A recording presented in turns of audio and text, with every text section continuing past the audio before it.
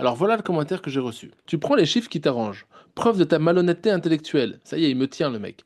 Il y a écrit 39 chez le RN et 30 dans la population juste au-dessus de ce que tu présentes. Je réponds à cette question de VNVL LLVL pour le dire non, je ne suis pas malhonnête et je vais te le prouver. Alors, le contexte. J'ai fait une vidéo sur Jordan Bardella qui est venu en Israël.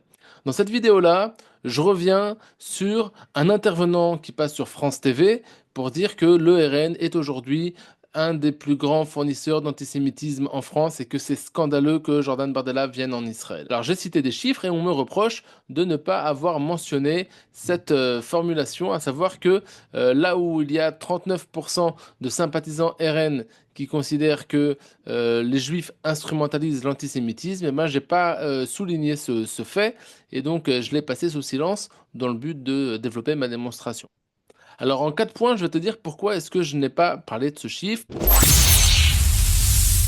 Alors premièrement, il faut bien distinguer les individus qui sont politisés, comme ceux qui sont sympathisants RN ou sympathisants d'autres partis, des individus qui sont d'une moyenne générale. Dans une moyenne générale, on a environ un quart, voire un tiers des gens qui ne sont pas sympathisants de partis politiques. Et donc ces gens-là, non sympathisants, ils n'ont pas vraiment une vision du monde qui va les amener à répondre oui à une question d'opinion de ce type. Quand tu viens demander à quelqu'un, est-ce que les juifs instrumentalisent? Ouh là là, déjà c'est compliqué, ça veut dire qu'il faut être engagé, qu'il faut réfléchir, qu'il faut vraiment s'intéresser à la question des juifs, à la question des forces politiques qui s'affrontent les unes par rapport aux autres, etc. Et donc, dans une moyenne générale, ben, il y a beaucoup de gens qui vont dire non. Donc c'est un biais statistique qui m'amène à relativiser ces 9 points d'écart. Même là, 9 points, alors que ça peut paraître important, je considère que ça reste encore assez marginal. Par contre, deuxième raison pour laquelle je ne m'y suis pas intéressé, c'est parce qu'il y a pire que le RN de ce point de vue-là. Regardez les filles à la même date, 47% d'entre eux considèrent les juifs comme instrumentalisant la Shoah. Alors aujourd'hui, c'est largement pire. Avec l'idéologie des spécialisationnistes, il faut s'attendre à des chiffres qui sont bien supérieurs à ce qui a été obtenu par Fondapol en 2022.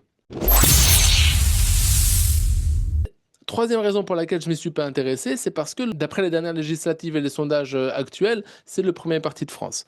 Et donc, le fait qu'il ne soit pas au pouvoir, eh ben, c'est vécu comme une injustice sociale. Et donc, cette injustice sociale-là, on a tendance, quand on est militant du RN, à lui chercher des causes objectives politiques.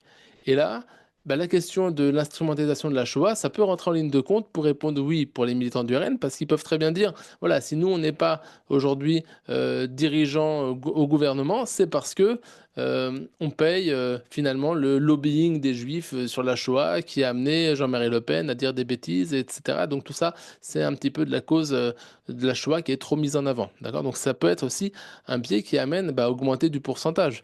Et donc ça, c'est quelque chose qui n'a pas de rapport avec l'antisémitisme. Quatrième point, je ne suis pas sûr du tout que cet axiome-là soit vraiment révélateur d'un antisémitisme. On peut très bien considérer quelque part que les juifs utilisent un petit peu trop la Shoah. Après, ce qui va faire que c'est antisémite ou pas, ça va être tout ce qui va avec, la vision du monde, la structure mentale. Est-ce que c'est justifié ou pas justifié? On peut trouver peut-être des fois des sorties politiques ou alors des luttes politiques où on pourrait trouver peut-être de l'instrumentalisation. Donc on ne peut pas exclure du tout ça. C'est censé exister dans tous les systèmes. Donc il n'y a pas de raison que ça n'existe pas dans ce système-là aussi. Et donc, je ne le retiens pas comme un élément caractéristique de l'antisémitisme à lui seul. Voilà aussi pourquoi je n'ai pas retenu. Donc voilà, je ne suis pas dans la manipulation et je ne suis pas non plus dans la malhonnêteté intellectuelle. Je peux faire des erreurs et c'est pour ça que les commentaires sont là pour ceux qui veulent échanger et me dire ce sur quoi ils sont d'accord ou pas. Voilà, bah écoutez, en tout cas, quoi qu'il en soit, je vous souhaite une bonne journée à tous. Merci pour ce commentaire NVLVLVL et n'hésitez pas à en laisser d'autres. À bonne journée à tous.